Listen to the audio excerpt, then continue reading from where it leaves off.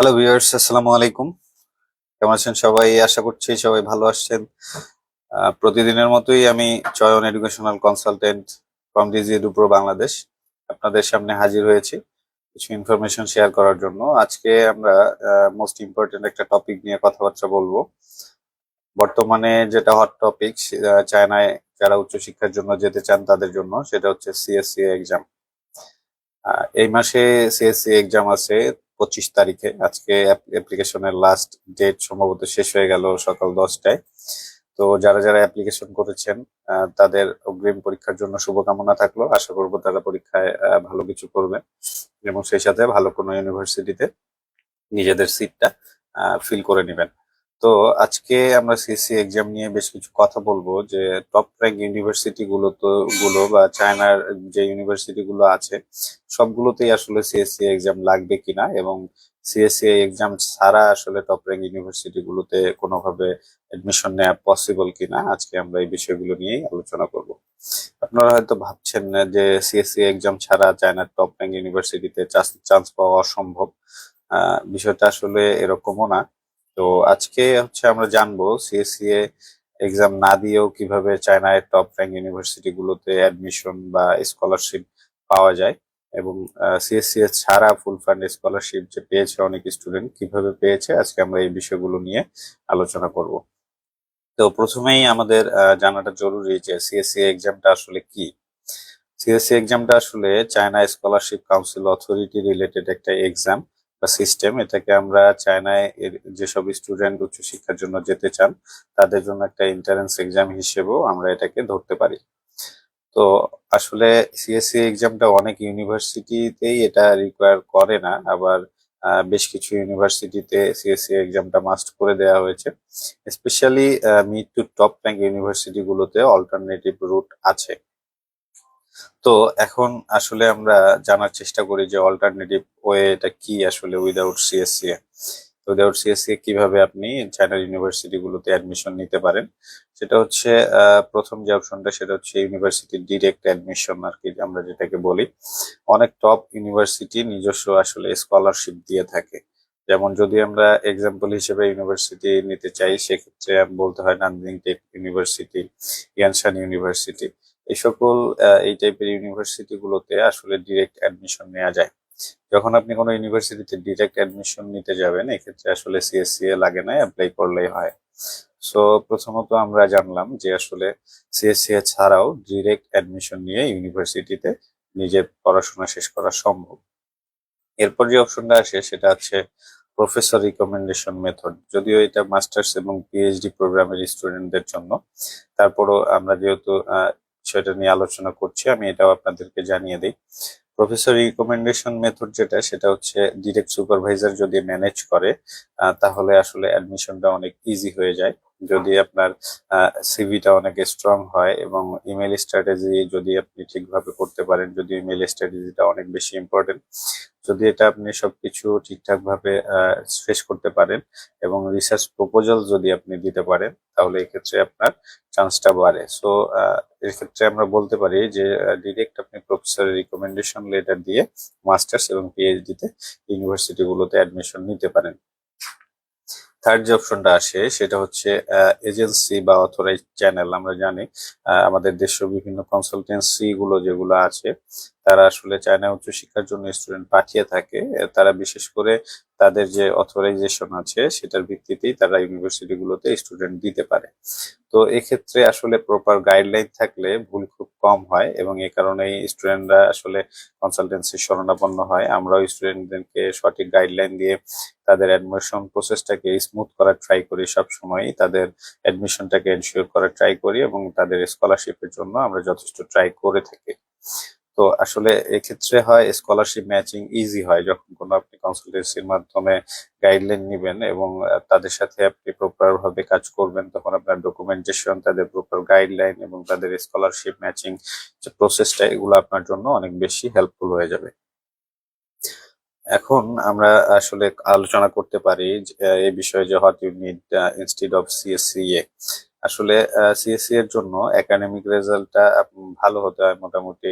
Exam তো আপনি চায়নায় অ্যাডমিশনের জন্য অ্যাপ্লাই করতেই পারবেন, কিন্তু আসলে বিষয়টা হচ্ছে আপনি সিএসসি এক্সাম ছাড়া যখন অ্যাডমিশন নিতে যাবেন তবে তখন অবশ্যই আপনার একাডেমিক রেজাল্টটা সেটা হতে পারে। আর যদি আপনি ব্যাচেলরে যান সেক্ষেত্রে আপনার এইচএসসি রেজাল্ট, যদি আপনি মাস্টার্স প্রোগ্রামে যান সেক্ষেত্রে আপনার গ্রাজুয়েশনের রেজাল্ট, দেন পিএইচডি যেতে পারেন সেক্ষেত্রে মাস্টার্স রেজাল্ট। এই বিষয়গুলো যদিও সিএসসি রিকোয়ার শুধু ব্যাচেলরের জন্য, কিন্তু সবগুলো ক্ষেত্রেই যখন আপনার জিপিএটা এবং সিজিপিএটা একটু বেশি হবে তুলনামূলক, অন্যদের তুলনায় ভালো হবে, বা অ্যাটলিস্ট আমরা বলতে পারি যে আপনি যখন জিপিএ হিসেব করবেন যখন আপনি ব্যাচেলরের ক্ষেত্রে, সেক্ষেত্রে আপনার রেজাল্টে যদি অ্যাটলিস্ট 4.5 হয়ে থাকে এক্ষেত্রে আপনার সুযোগটা অনেক ভালো থাকে। এবং যারা মাস্টার্স এবং পিএইচডির ক্ষেত্রে আশা করব যে তাদের সিজিপিএটা তারা অ্যাটলিস্ট 3 আপ যদি রাখে সেক্ষেত্রে তাদের জন্য একটা বড় সুযোগ অপেক্ষা করে। দেন যে বিষয়টা আসে সেটা হচ্ছে ইংলিশ প্রফিসিয়েন্সি। এটার বিষয়ে আইএলটিএস যদি আপনাদের থেকে থাকে এটা অনেক ভালো। এটা আপনার অ্যাডমিশন এবং স্কলারশিপের জন্য অপশনাল বাট অনেক বেশি হেল্পফুল হিসেবে কাজ করবে। আর যদি এটা না থাকে সেক্ষেত্রেও আপনারা এমওয়াই দিয়েও অ্যাপ্লিকেশন করতে পারেন, আমি বলি সবসময়। কিন্তু যদি ইংলিশ প্রফিসিয়েন্সি কোনো সার্টিফিকেট থেকে থাকে এটা আপনার অ্যাডমিশন এবং স্কলারশিপের জন্য অ্যাডভান্টেজ হিসেবে কাজ করে এবং আপনাদের জন্য এটা অনেক বেশি হেল্পফুল হয়। দেন যে বিষয়টা আসে সেটা হচ্ছে রিকমেন্ডেশন লেটার। যাদের স্ট্রং রিকমেন্ডেশন লেটার থাকে তাদের জন্য অ্যাডমিশনের সুযোগটা বেড়ে যায়। এবং পাসপোর্ট তো লাগবেই, ডকুমেন্টস গুলোর সাথে অথেন্টিক এবং সবসময় রেডি থাকতে হয়। তাহলে এক্ষেত্রে আপনার যে কোনো সময় আপনি প্রথম দিকে অ্যাপ্লিকেশন গুলো করে নিতে পারেন। আর আমি আগের মতো এখনো বলছি যে আসলে চায়নায় যারা হায়ার এডুকেশনে যেতে চান তাদের উচিত যে যখন আসলে পোর্টাল গুলো ওপেন হয় শুরুর দিক থেকেই আপনাদের অ্যাপ্লিকেশন শুরু করা। এক্ষেত্রে আপনার অ্যাডমিশনের জন্য ইজি হয়, আপনার অ্যাডমিশনের চান্সটা বেড়ে যায়, আপনার স্কলারশিপ পাওয়ার সুযোগ বেড়ে যায়। তাহলে কেন আপনি লেট করবেন? সো অবভিয়াসলি শুরুতেই যখন ইনটেক শুরু হবে শুরুর দিকেই আপনার অ্যাপ্লিকেশন করার ট্রাই করবেন। এখন আসলে আসি কমন মিস্টেক গুলো কি করে থাকে স্টুডেন্ট চায়নায় যারা হায়ার এডুকেশনে যেতে চায়।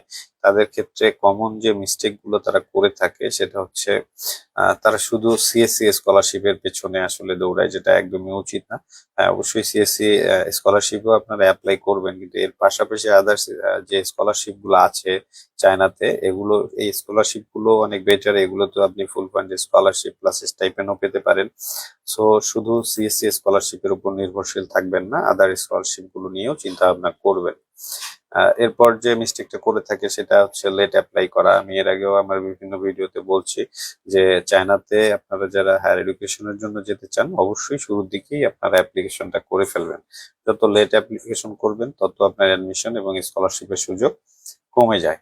এরপর যে কমন মিস্টেক্সটা করে থাকে স্টুডেন্টরা সেটা হচ্ছে র্যান্ডম ইউনিভার্সিটি সিলেক্ট করা। আসলে আপনার একাডেমিক কোয়ালিফিকেশন এবং অনুযায়ী আপনার আসলে ইউনিভার্সিটি ঠিক করা উচিত। ইউনিভার্সিটি সম্পর্কে আপনার রিসার্চ করা উচিত, কোন ইউনিভার্সিটি আপনার জন্য বেস্ট হবে এবং কোন ইউনিভার্সিটির কোন সাবজেক্টটাতে আপনি পড়তে চান, ইউনিভার্সিটির র্যাঙ্কিং, ইউনিভার্সিটি এনভায়রনমেন্ট, আসলে সবকিছু নিয়েই রিসার্চ করা প্রয়োজন।